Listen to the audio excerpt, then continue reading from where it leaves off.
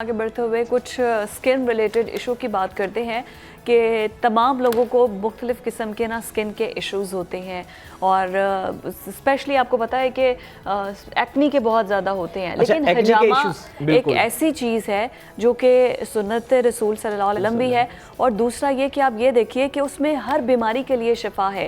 लेकिन ख़ास तौर पे मैंने स्किन का इस वजह से किया कि लोग ये सोचते हैं कि शायद अगर स्किन का हिजामा करेंगे, क्योंकि जिस भी हिस्से का करना है, अगर स्टमक का करना है तो वहाँ पर कप्स लगा के गंदा खून निकाला जाता है, और बैक का करना है तो वहाँ से जो टॉक्सिक होता है ब्लड उसको निकाला जाता है। तो स्किन से ऐसा थोड़ी होता है कि स्किन में जो है वो कप्स लगेंगे और ब्लड निकालेगा। लोग बड़े कंफ्यूज होते हैं। अच्छा, इस हिजामे के हवाले से इसके दो तीन फवाइद हैं। अब तो खैर पाकिस्तान में इस पर बहुत ज़्यादा काम हो रहा है। एक तो हिजामा सस्ता इलाज भी है, हाँ, और मेडिकली इसके वैसे तो बीइंग ए मुस्लिम हमारे ये ईमान का हिस्सा है कि हिजामा जो भी जिसका सुन्नत से ताल्लुक़ है वो फ़ायदेमंद ही होगा। लेकिन इसके दरअसल फ़वाइद कितने हैं और हिजामा कब कब करवाना चाहिए, इसी पर बात करने के लिए हमारे साथ डॉक्टर रिफत फरहान साहिबा मौजूद हैं स्टूडियो में। बहुत शुक्रिया डॉक्टर साहिबा आपके वक्त का। मैम क्विकली सर ये बताइएगा मैम कि कितना फ़ायदा मंद है हिजामा इंसानी सेहत के लिए और किन किन लोगों को ये करवाना चाहिए? वालेकुम अस्सलाम वरहमतुल्लाहि वबरकातुहू। हजामा हमारे जिस्म के डिज़ाइन के मुताबिक ही अल्लाह ताला ने इस सुन्नत तरीका इलाज को रखा हुआ है और कुरान में हजामा का इतनी दफ़ा ज़िक्र आया, हदीस से साबित है, सही मुस्लिम और सही बुखारी के हवाले से। उनमें भी वाज़ह तौर पे लिखा हुआ है कि तुम्हारे इलाजों में सबसे बेहतरीन तरीका इलाज हजामा है।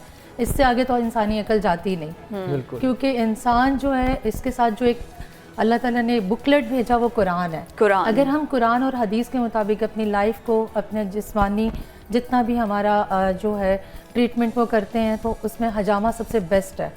जो हमारे खाने पीने के हवाले से और सब चीज़ों के हवाले से टॉक्सिन और आपके जो एनवायरनमेंट है उसके अंदर जो आप गुस्से की हालत में जो आपके टॉक्सिन बॉडी के अंदर जमा होता है उसको रिलीज़ करने के लिए बेहतरीन तरीका इलाज जो है वो हजामा तो है। कितनी देर में करवाना चाहिए हजामा? और स्पेशली मैं स्किन रिलेटेड ही पूछना चाहूँगी कि किस तरह से स्किन का अगर हजामा करवाना है तो क्या स्टमक से होगा या कमर से होगा, किस तरह होगा? एक्चुअली हम जो कुछ खाते हैं ना वो स्टमक में ही जाता है। एब्सोल्युटली। और जब आप स्टमक आपका हेल्दी होगा तो आपकी सारी चीज़ें ऑटोमेटिकली हेल्दी होंगी। और अगर आपका स्टमक के अंदर टॉक्सिन है तो फिर आपका स्किन आपको स्टॉप करती है एक्नी की सूरत में कि आप बस कर दें, जो आप खा रहे हैं वो रॉन्ग है। हाँ। इसके लिए सबसे बेहतरीन तरीका इलाज हजामा है, क्योंकि हम वहाँ पे कपिंग करते हैं और फिर कप जो है वो उसको सक्शन करता है। इसके बाद जो है आपका जो टॉक्सिन है सिर्फ वो आपकी कैपिलरीज के ऊपर आता है और उसको जब हम पप आउट करते हैं तो आपका टॉक्सिन बाहर आता है, आपका ब्लड नहीं आता। लोगों में एक ये भी मिथ है कि हमारा ब्लड कम हो जाएगा या इस तरह से हमारा खून ज़ाया हो जाएगा, ऐसा बिल्कुल भी नहीं है।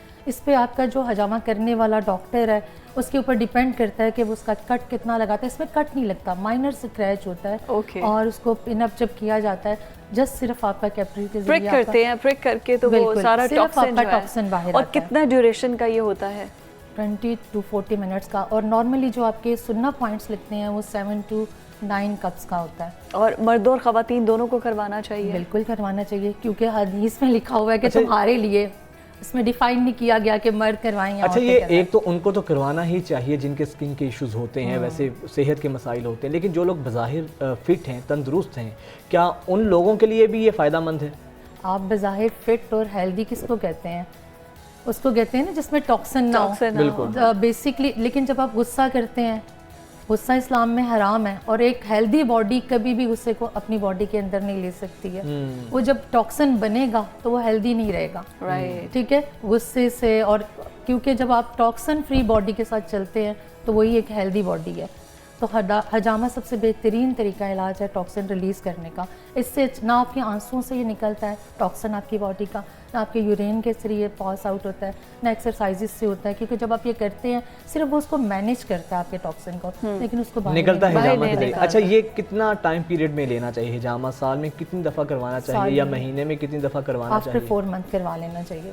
अच्छा, क्योंकि हम जो खा रहे हैं उसमें सारा आप देख लें केमिकल बेस्ड है और कितने फ्री रेडिकल्स हैं जो हमारी बॉडी में घूमते हैं, जिससे आपके इतने बड़े बड़े प्रॉब्लम क्रिएट होते हैं।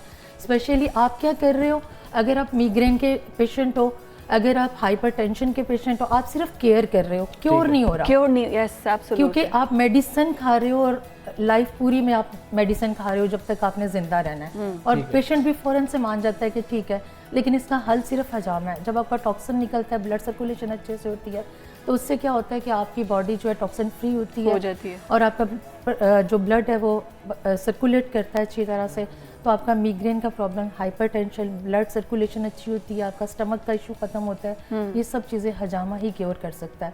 حجامہ کیئر نہیں ہے, کیور ہے. کیور ہے. اچھا یہ ڈاکٹر صاحبہ یہ بتائیے کہ کسی بھی بیماری کے لیے حجامہ کروایا جا سکتا ہے, کینسر پیشنٹس اور ہیپیٹائٹس, اور یہ تو بہت بڑی بڑی بیماریاں ہیں. کینسر کب بنتا ہے؟ جب آپ ٹاکسن جمع ہونے دے رہے ہیں, ایک دم سے تو نہیں ڈائیگنوز ہوتا نا. اگر آپ ایوری 4 منتھ حجامہ کروا رہے ہو, ایوری 6 منتھ کروا رہے ہو, آپ کا ٹاکسن نکلتا رہے گا, تو اس کا کینسر کا سوال ہی نہیں پیدا ہوتا اللہ کی رحمت سے, ماشاءاللہ. ٹھیک ہے.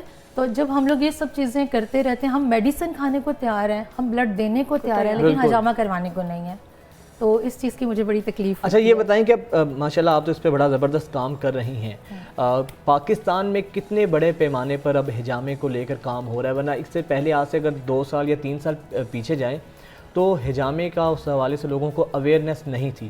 اب آپ کو لگتا ہے کہ اب لوگوں کا رجحان اس طرف ہوا ہے؟ ہماری بدقسمتی ہے, جب بھی ہم اسلام کے حوالے سے بات کرتے ہیں تو ہم اپنی چیزوں کو, اپنی ویلیوز کو اپناتے نہیں ہیں, جب تک کہ امریکن یا چائنیز ریسرچ ہمارے سامنے نہیں لے کر. تو اس چیز کا بھی مجھے دکھ ہوتا ہے, جب وہ ان سب چیزوں سے فائدہ اٹھاتے ہیں تو مسلمس پیچھے پیچھے بھاگنا شروع کر دیتے ہیں. اور اب اسی لیے رجحان ہے کہ آپ نے چائنیز اور اس کے اسپورٹس مین لوگوں کو دیکھا, آپ نے حجامہ کرواتے, تو اب مسلمانوں کو خیال آیا ہے کہ یہ تو ہمارا طریقہ علاج ہے, ہمیں بھی یہ کروانا چاہیے. صرف اس لیے ابھی بھی لوگ منہ سے بولتے ہیں کہ سنت طریقہ علاج ہے, لیکن اس کو اپنانے کے لیے طرح طرح کی کوسچننگ کرتے ہیں. ہمیں ڈر لگ رہا ہے, ہمیں یہ ہو رہا ہے, ہمیں وہ ہو رہا ہے, پتہ نہیں چوری کانٹا پکڑ کے آپ کیا کر دیں گی, چیز بات کر دیں گی, لوگ ڈر جاتے ہیں کہ بلڈ, لیکن وہ ٹاکسن ریلیز ہو گیا. Thank you so much for your time. ملکی اور بین الاقوامی منظر نامے پر رونما ہونے والے ہر واقعے اور ہر خبر کا ہر زاویے سے مکمل تجزیہ اور تبصرہ. دا نیوز روم صرف PNN پر.